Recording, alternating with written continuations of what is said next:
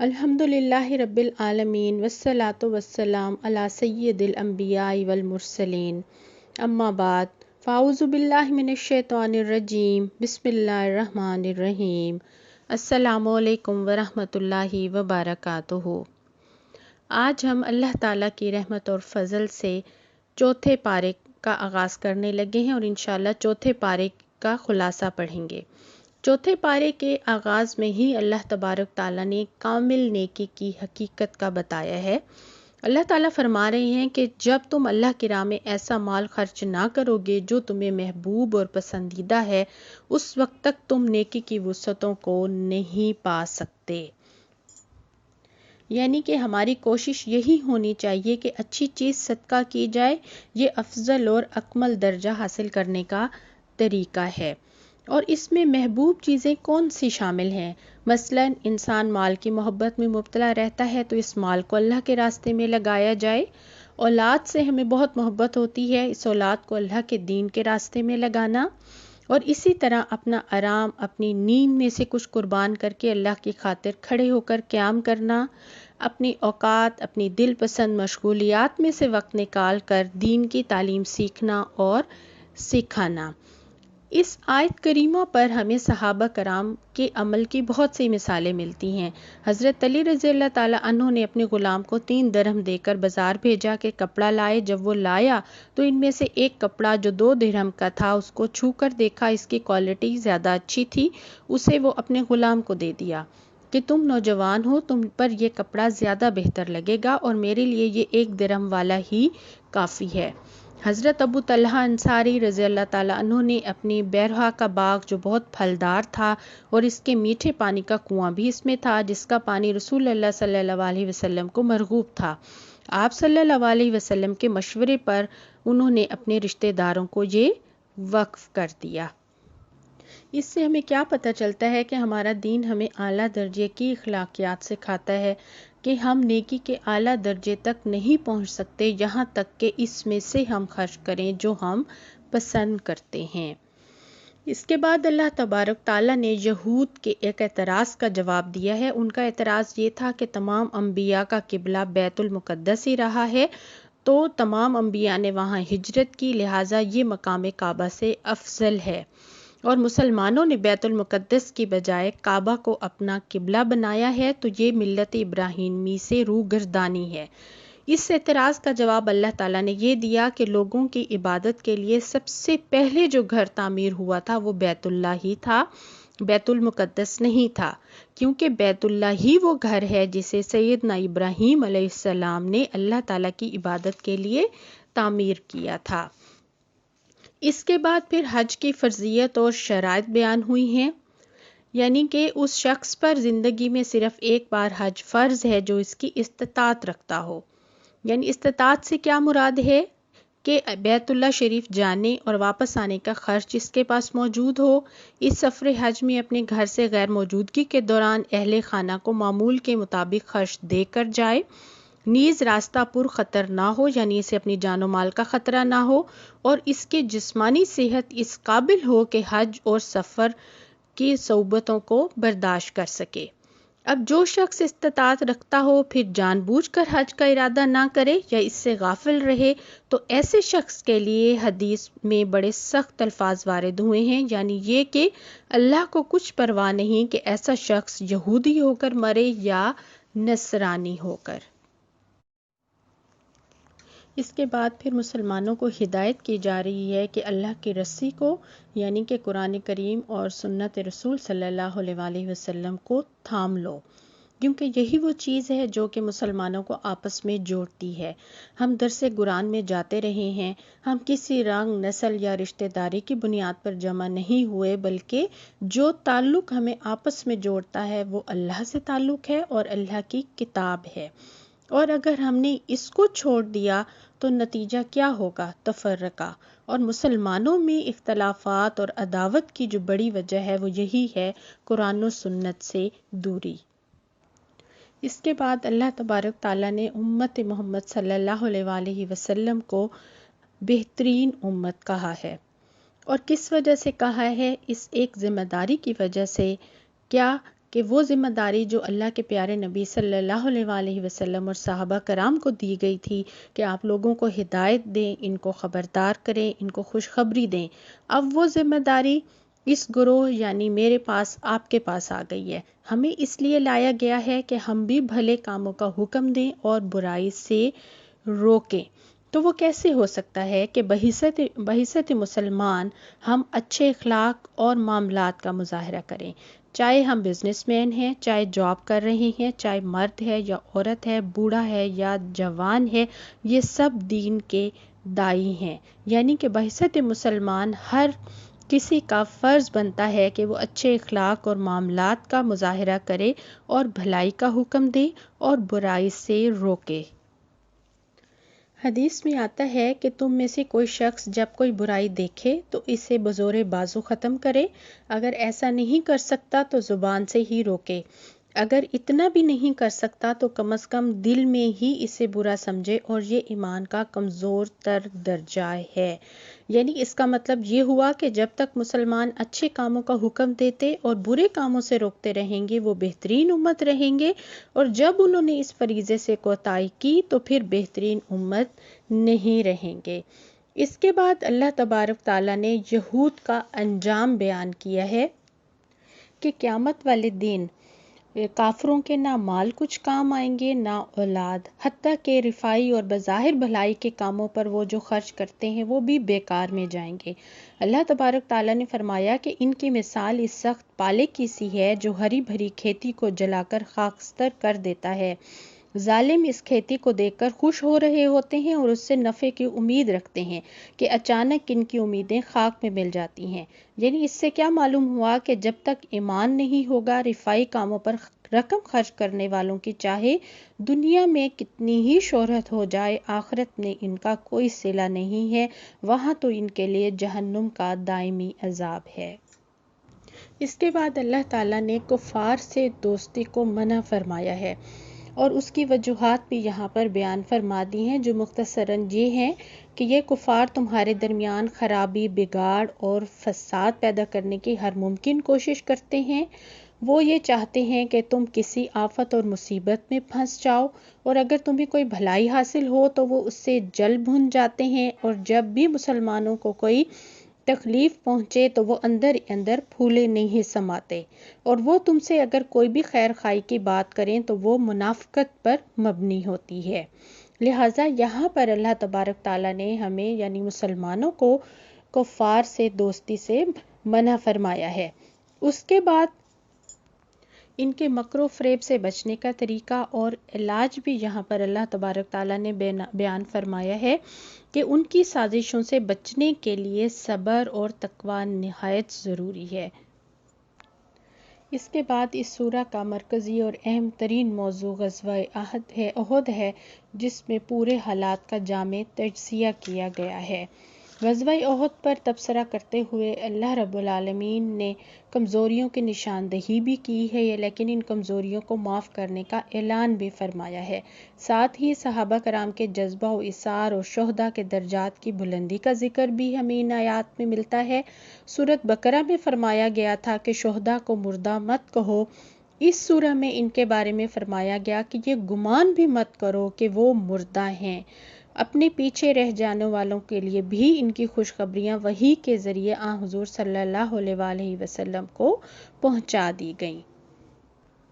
اور ان آیات کی روشنی میں حضور صلی اللہ علیہ وسلم نے ارشاد فرمایا کہ شہید کا یہ مقام ہے کہ وہ اپنے عزیز و اقارب میں سے 70 افراد کو بغیر حساب کتاب جنت میں لے جائے گا۔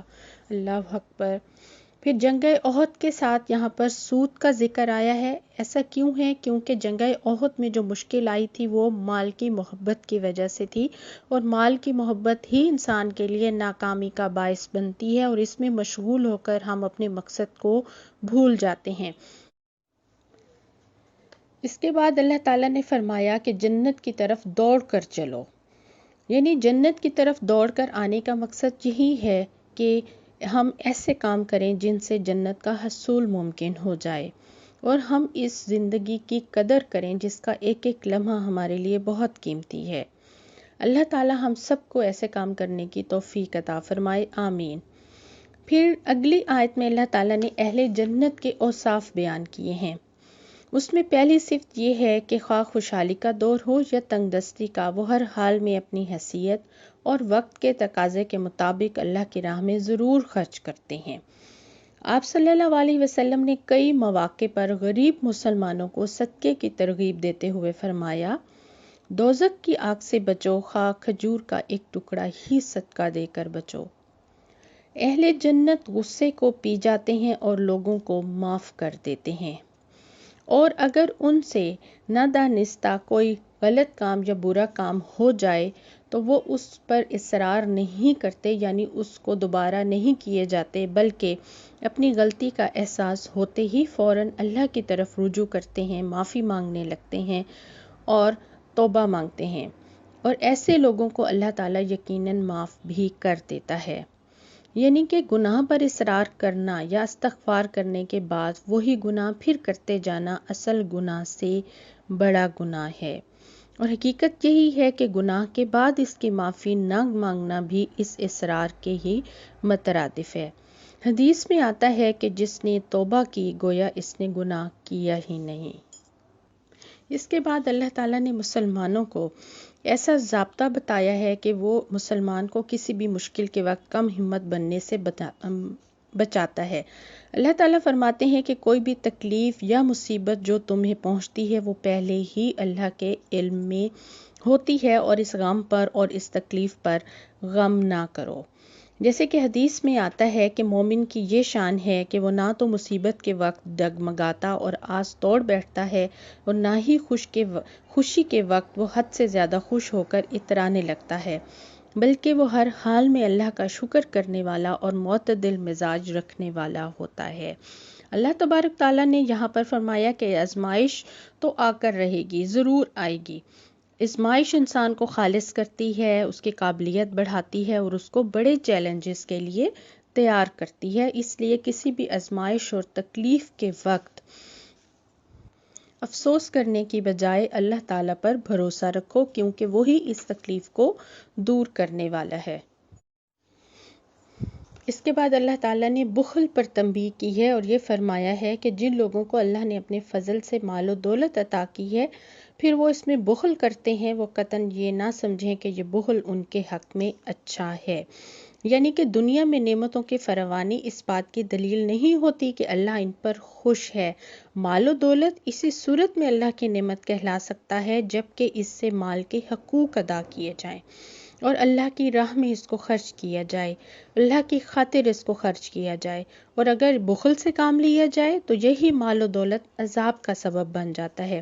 آپ صلی اللہ علیہ وسلم نے فرمایا، انسان کہتا رہتا ہے یہ میرا مال ہے، یہ میرا مال ہے، حالانکہ اس کا مال وہی ہے جو اس نے کھا لیا یا پہن لیا یا اللہ کی راہ میں دے دیا، باقی مال تو اس کے وارثوں کا ہوگا۔ اب آگے اللہ تبارک تعالیٰ نے کامیابی کا معیار بتا دیا ہے کہ ہم میں سے وہ خوش بخت انسان کون ہے یا کامیاب انسان کون ہے۔ کامیابی کا کیا معیار بتایا ہے کہ کامیاب انسان وہی ہے، خوش بخت انسان وہی ہے جو کہ دوزخ کے عذاب سے بچ جائے اور جنت میں داخل ہو جائے، اور یہ دنیا جو ہے یہ تو محض دھوکے کا سامان ہے۔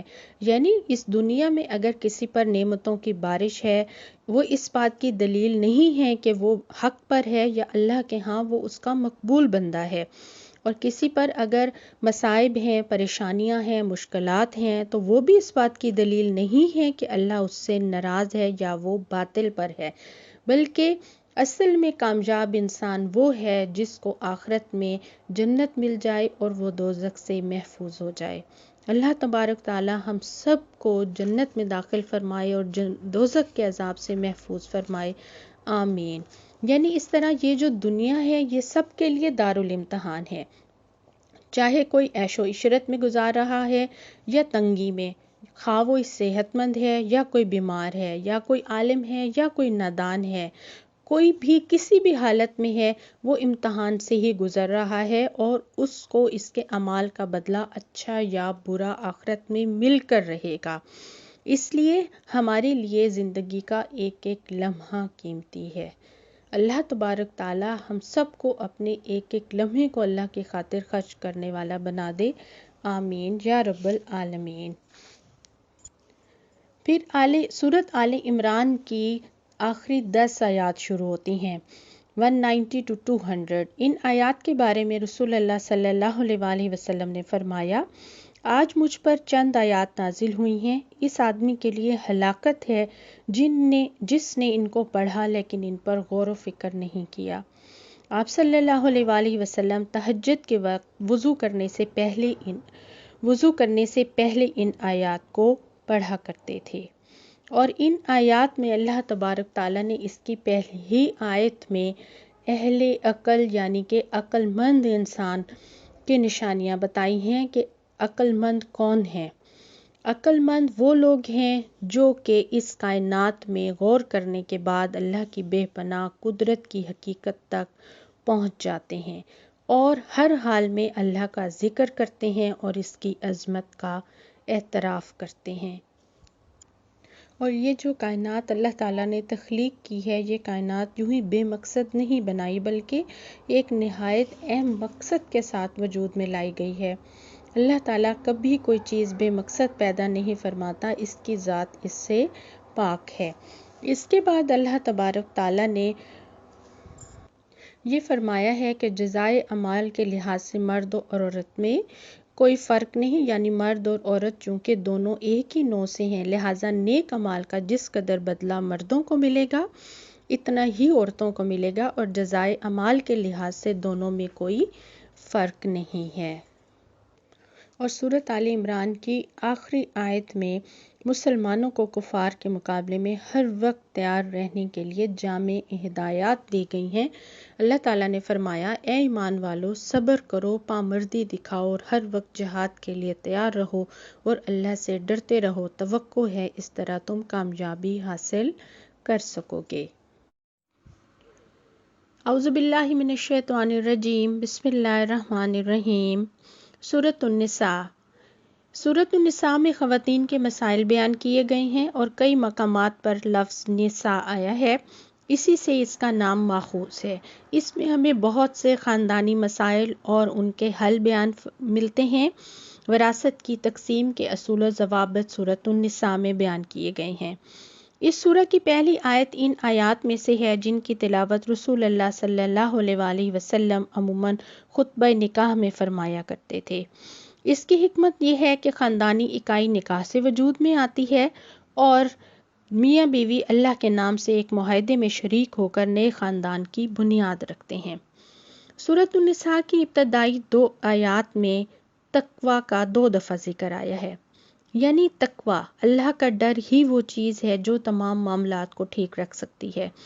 اگر عورت کو بھی اس کا ڈر ہو کہ اسے لوگوں کو نہیں بلکہ اللہ رب العالمین کو جواب دینا ہے، اور مرد کو بھی اس بات کا احساس ہو کہ اس نے اللہ کے سامنے کل جواب دہ ہونا ہے، تو بہت سے معاملات آسان ہو جاتے ہیں، یعنی میاں بیوی کے درمیان اور تمام رشتہ داروں کے درمیان محبت، باہمی احترام اور ایک دوسرے کے حقوق کی ادائیگی اس وقت تک ممکن نہیں ہو سکتی جب تک دلوں میں خوف خدا نہ ہو۔ اس لیے دلوں میں اگر خوف خدا ہوگا، اللہ کا خوف ہوگا، اللہ کا ڈر ہوگا، تو تمام معاملات ہمارے آسان ہو جائیں گے۔ پھر اللہ تبارک تعالیٰ نے صلہ رحمی کی تاکید اور اس کی فضیلت بیان فرمائی ہے کہ قریبی رشتہ داروں سے بہترین سلوک کرنا بہت بڑا نیکی کا کام ہے، اور ان تعلقات کو بگاڑنا، خراب کرنا گناہ کبیرہ میں سے ہے۔ آپ صلی اللہ علیہ وسلم نے فرمایا، جو شخص چاہتا ہو کہ اس کے رزق میں فراغی ہو اور اس کی عمر لمبی ہو تو اسے صلہ رحمی کرنی چاہیے۔ اس کے بعد اللہ تعالیٰ نے یتیموں کے حقوق بیان فرمائے ہیں اور ان سے محبت کی پرزور تلقین فرمائی ہے۔ ان کے مال کی حفاظت، اس میں پوری دیانتداری کا اہتمام اور ان کے مال کو معروف انداز میں نشو و نما دینے کی ترغیب کی گئی ہے۔ یتیم کا مال کھانے کو اپنے پیٹ میں دوزخ کی آگ بھرنے سے مترادف قرار دیا ہے، اور اگر یتیم کا کفیل غنی ہے تو اس صورت میں وہ اپنی خدمات کے عوض کوئی معاوضہ وصول نہیں کرے گا۔ اگر فقیر اور نادار ہے تو اس صورت میں وہ معروف طریقے سے حق خدمت وصول کر سکتا ہے۔ حضور اکرم صلی اللہ علیہ وآلہ وسلم نے ارشاد فرمایا، جو شخص یتیم کے سر پر شفقت و محبت سے ہاتھ پھیرتا ہے، اس کے ہاتھ سے یتیم کے سر کے جتنے بال بھی مس ہوتے ہیں، اس شخص کے اتنے ہی گناہ جھڑ جاتے ہیں۔ اس کے بعد اللہ تعالیٰ نے وراثت کے بارے میں اور وصیت کے بارے میں احکامات دیے ہیں۔ وراثت کے بارے میں ہمیں احکامات بہت ڈیٹیل سے اس سورہ میں ملتے ہیں۔ ورثہ کی تقسیم قرض ادا کرنے اور وصیت کی ادائیگی کے بعد ہوگی اور قرض ادا کر دیا جائے گا۔ وصیت 1/3 مال پر کی جا سکتی ہے۔ وارث کے حق میں وصیت نہیں ہو سکتی، یعنی کہ جو وارثوں کا حصہ ہے اس پر وصیت نہیں کی جا سکتی۔ اس کے علاوہ قرآن پاک میں وراثت کے جو حصے بیان کیے گئے ہیں اس میں سب سے پہلے اولاد کے حصوں کا ذکر کیا گیا ہے کہ لڑکے کا حصہ لڑکی سے دگنا ہوگا۔ یہ اس لیے ہے کہ اسلام نے معاشی ذمہ داریوں کا بوجھ مرد پر ڈالا ہے۔ عورت پر نان نفقے کی ذمہ داری نہیں ہے اور اس کو شادی کے وقت مزید مہر بھی ملے گا۔ چونکہ مرد پر زیادہ ذمہ داری ڈالی گئی ہے اور خرچ کرنے کی عورت پر نہیں ڈالی گئی، اس لیے عورت کو وراثت سے آدھا حصہ ملے گا۔ پھر فرمایا کہ جو ان احکامات کے مطابق تقسیم نہیں کرتے وراثت کو، وہ اللہ کی حدود سے آگے نکل جاتے ہیں تو اللہ تعالیٰ انہیں دوزخ میں داخل کرے گا، جس میں وہ ہمیشہ رہیں گے اور ان کے لیے رسوا کرنے والا عذاب ہوگا۔ اس کے بعد اللہ تعالیٰ نے 4 قسم کے لوگوں کی توبہ کا ذکر فرمایا ہے کہ توبہ کس کی قبول ہوتی ہے اور کس کی نہیں ہوتی۔ ایک وہ جس نے نادانستہ گناہ کیا ہو مگر اسے جب معلوم ہو جائے اور وہ فوراً توبہ کر لے تو اللہ تعالیٰ اس کے حق میں توبہ قبول کر لیتے ہیں۔ اور وہ لوگ جو گناہ تو نادانستہ طور پر ہی کرتے ہیں مگر معلوم ہو جانے پر توبہ میں جلدی نہیں کرتے بلکہ تاخیر کرتے ہیں، سستی کرتے ہیں، تو ایسے لوگوں کی توبہ قبول کرنے کا اللہ تعالیٰ نے کوئی وعدہ نہیں کیا، چاہے تو قبول کر لے اور چاہے تو قبول نہ کرے۔ تیسری قسم یہاں پر ایک مسلمان کی ہے جسے عمر بھر تو خیال نہ آیا توبہ کرنے کا اور جب خیال آیا تو موت کے وقت۔ ایسے شخص کے متعلق یہاں پر واضح طور پر فرما دیا گیا کہ اس کی توبہ قبول نہیں ہوگی۔ اور چوتھی قسم جو توبہ کیے بغیر ہی کفر کی حالت میں مر گیا تو اس کی بھی توبہ موت کے وقت قبول نہیں ہوگی۔ اس کے بعد اللہ تعالیٰ نے بیویوں سے حسن معاشرت کی تلقین کی ہے اور کہا ہے کہ تم میں سے اگر کوئی عورتوں کو طلاق دے یا اس کو چھوڑ رہا ہو تو عورت سے پورا حق مہر یا اس کا کچھ حصہ یا ہبہ کردہ چیز، یعنی کہ اس کو کوئی بھی چیز تحفے میں دی گئی ہے واپس لینا، یا واپس لینے کے لیے طرح طرح کے ہتھ کنڈے استعمال کرنا بدترین جرم ہے۔ بلکہ اللہ کا تو حکم یہ ہے کہ اگر تم انہیں طلاق دیتے ہو تو طلاق دیتے وقت انہیں مزید کچھ دے دلا کر بھلے طریقے سے رخصت کرو۔ یعنی جب بیوی کو چھوڑ رہے ہو تو تحفے تحائف اور جو مال دیا ہے وہ واپس نہ لو۔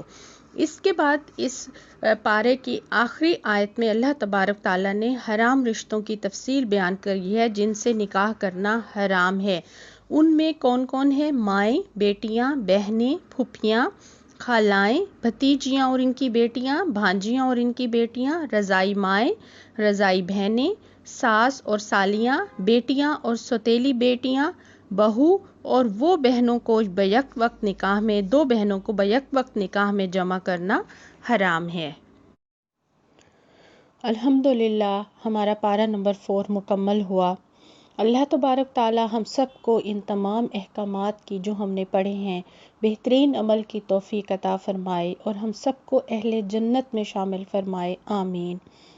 اے میرے اللہ، ہم پر قرآن مجید کی برکت سے رحم فرما اور اسے ہمارے لیے امام، نور، ہدایت اور رحمت بنا۔